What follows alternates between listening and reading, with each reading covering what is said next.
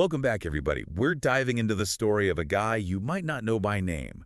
But trust me, he's all over how football looks today. Oh, this is going to be a good one. Clark Shaughnessy. Think of him like a football scientist. Always tinkering, always analyzing. Perfect way to put it. This guy, he didn't just win games, he changed how the game itself is played. And we've got a mountain of articles, historical accounts, the whole deal. We're on a mission to figure out how one man had this huge impact on the sport, you know? All right, so rewind all the way back, Shaughnessy. He starts out in St. Cloud, Minnesota. Minnesota, huh? Yeah. But that was a bit different than coaching in Louisiana Heat later on. Oh, yeah. Well, he played at the University of Minnesota, teammate of Bernie Bierman. No kidding. Another legend right there. And even back then, you see how versatile he was? Versatile how so? Get this. Recruited for the basketball team. Never played before in his life. Wow. Okay, athletic, but maybe not basketball specific. But wait, there's more. Ends up filling in on the track team, too. Replaced a half-mile runner. Hold on. Was he some kind of super athlete? Apparently. And he'd never even worn track spikes before. See, that right there, that's the kind of adaptability you see his whole career. It's like he was meant to experiment, you know? And that fearlessness, it went straight into his coaching. I bet. So where'd he land his first gig? Oh, this is classic Shaughnessy. First coaching job. Triple threat, Tulane University, 1915. Triple threat? What, like he was coaching 3 sports? Football, basketball, track. All at once. That's insane. And on top of that, he was also the athletic director. Wow.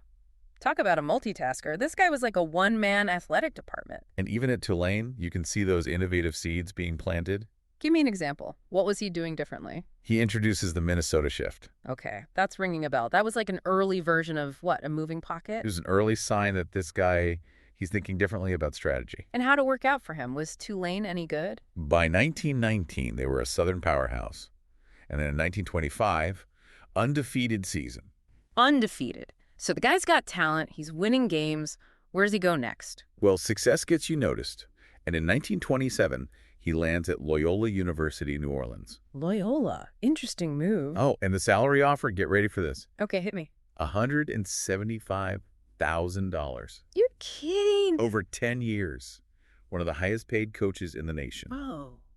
Must have been some pressure with that kind of paycheck, huh? I can't even imagine. Every move he made was probably under a microscope. Oh, yeah. Everyone's watching when you're making that kind of money. And in 1928, Loyola nearly upsets Notre Dame. Whoa, hold up. Notre Dame, that's huge. They were the program back then. Yeah.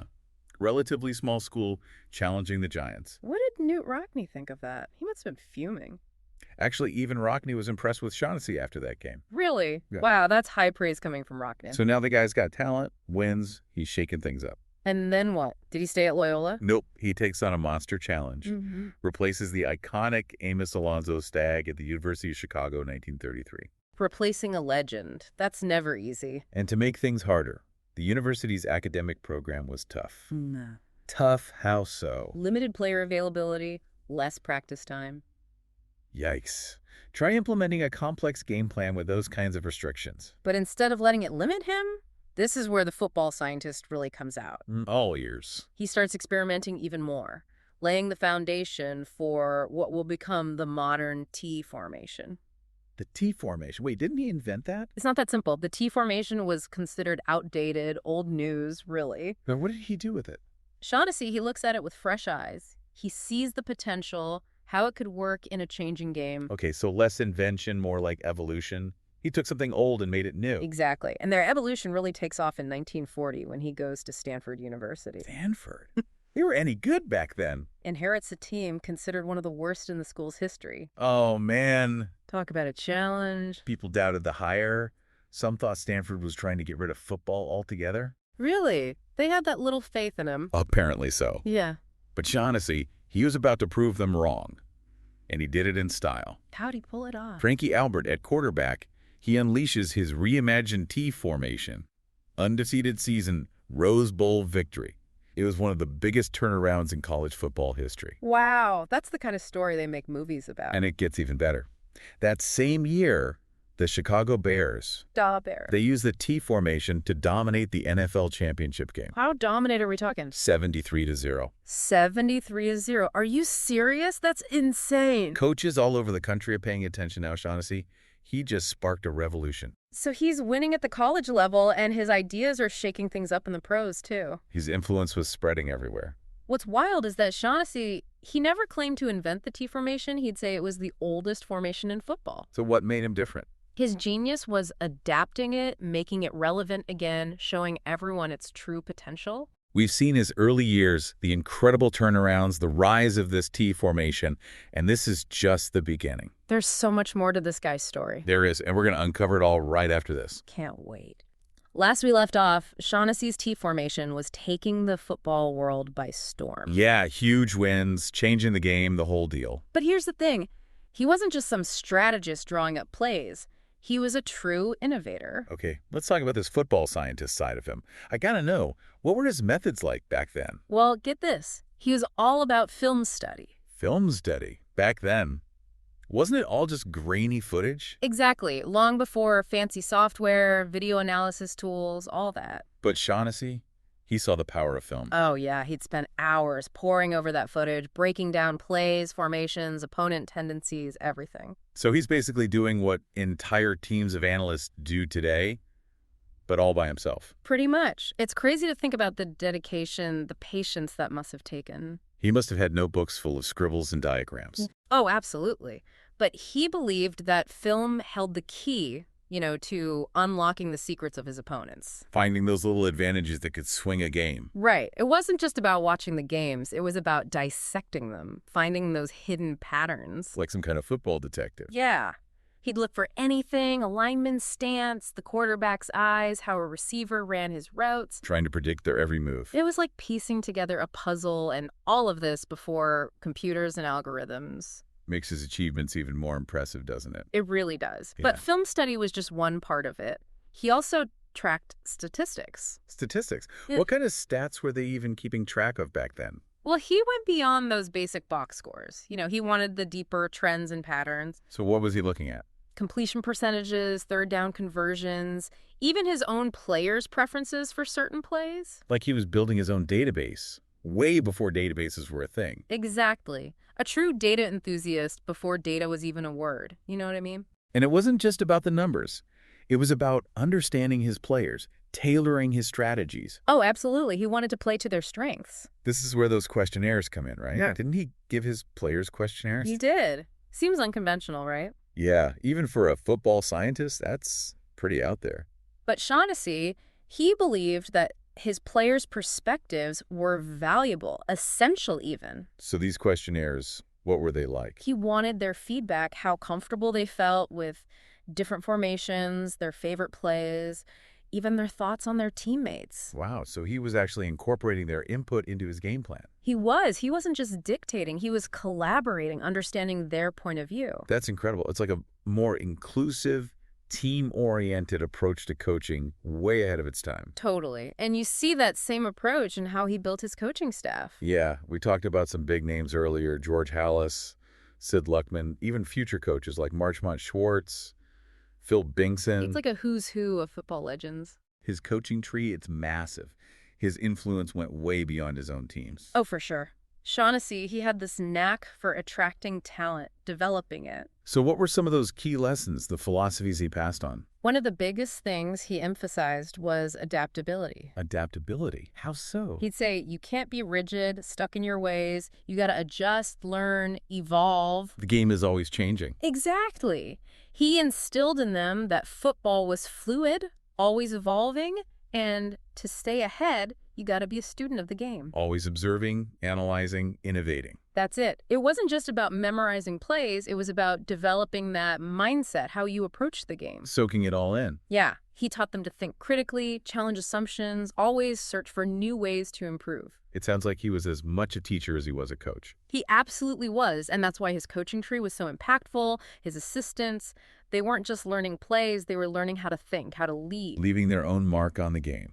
Exactly, and that's what makes exploring these stories so fascinating. We see the connections, the lineages, how one person can influence so many. It's amazing to think about the ripple effect of his teachings, how he planted these seeds of innovation that are still growing today. It's really something. But let's not forget, Shaughnessy's journey wasn't all sunshine and roses. Yeah, every innovator faces challenges, right? Absolutely. In fact, Some of his biggest hurdles came from those who just clung to the old ways. The old guard, resisting change. That's it.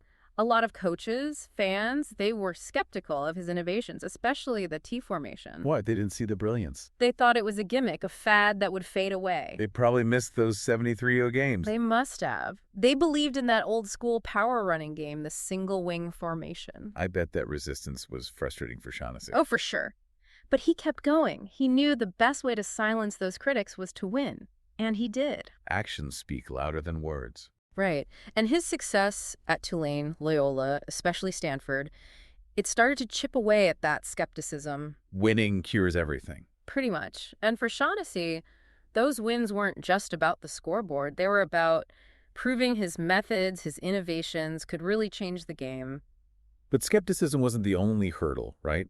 What about resources, technology? Those must have been limited back then. Oh, absolutely. We've talked about his film study, his data analysis, but try doing all that without the tools we have today. No computers, no fancy It's software. mind-boggling. No instant replay, just his notes, his intuition. He was a true pioneer, figuring it out with whatever he had. Exactly. And it's a reminder that innovation isn't always about having the latest gadgets. It's about creativity, finding solutions even when resources are scarce.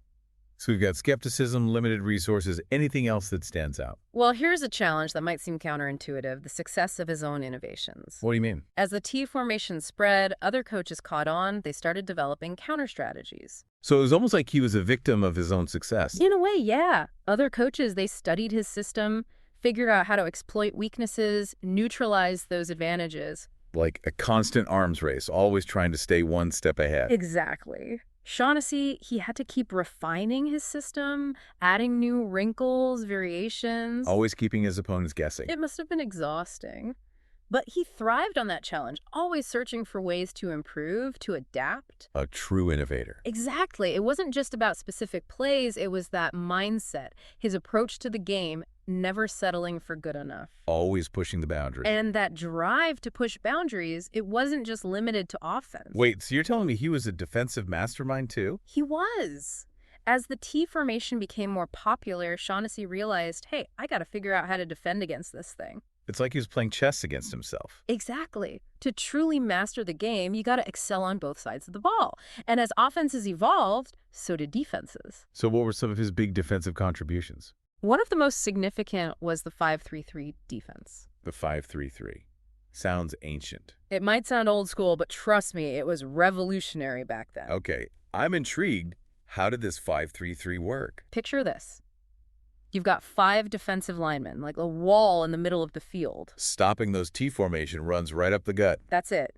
Then you got 3 linebackers, fast, agile, filling gaps, reacting to plays. And then 3 defensive backs, covering receivers, preventing those big plays. so strength in the middle, speed on the outside, a balanced approach. Exactly. And it was incredibly effective. The 5-3-3 forced offenses to adjust, find new ways to attack. It's like he was playing 3D chess, always thinking multiple moves ahead on both sides of the ball. That's a great analogy, but the 5-3-3 was just the beginning. Shaughnessy, he saw that offenses were starting to pass the ball more. So he knew defenses had to adapt. He did. And that's why he became a pioneer of zone coverage. Zone coverage. Now that sounds familiar. It was a big shift from that traditional man-to-man coverage everyone was using back then. So instead of each defender covering a specific receiver, they're assigned to areas of the field. You got it. And this made it way harder to complete passes, especially against those complex passing plays that were becoming more common. Shaughnessy was changing the game on defense just as much as he did on offense. Absolutely. And his innovations didn't stop there. He experimented with blitzing schemes, using linebackers, even defensive backs to pressure the quarterback. Keeping those offenses on their toes. Exactly. He wanted to keep them guessing, force them to react to his moves. It's incredible how one coach could have such a huge impact on both sides of the ball. It really is. It speaks to his understanding of the game, his strategic brilliance, never settling for anything less than excellence. This has been amazing. Shaughnessy, the innovator, the data guy, the mentor, the competitor, now the defensive mastermind. It's like he shaped every part of modern football. You said it. His fingerprints are all over the game. And as we head into the final part of our deep dive, we'll explore his lasting legacy, how his contributions still shape the sport we love today. Man, we've covered a ton of ground. From those early days at Tulane to the revolution he sparked with the T formation, even his defensive genius. It's mind-blowing how much impact one coach had on the game. But before we wrap up, got to step back. Think about his legacy, you know? Yeah, what's Clark Shaughnessy's place in football history? How do we sum up this guy? It's tempting to just focus on those big innovations, right? The T formation, the 5-3-3 defense, all the data stuff. Those are huge, no doubt. But his true legacy, I think it runs deeper. It's about his mindset, you know? This guy, he never settled, always pushing the limits of what people thought possible. So more than plays, it's a philosophy, a way of approaching the game, and maybe even life. Exactly. He embodied the spirit of innovation, this drive to learn, experiment, never stop trying to improve. That's a lesson that goes way beyond the football field. Yeah, you got it. Any field, any challenge, if you need creativity, thinking outside the box, Shaughnessy's your guy. So not just a coach, but like a model for how to tackle any problem, right? Absolutely. He shows us that innovation, it's not a one-time thing. It's a constant process. Always got to be pushing forward. Challenge assumptions. Embrace the data. Learn from your mistakes. Never stop getting better.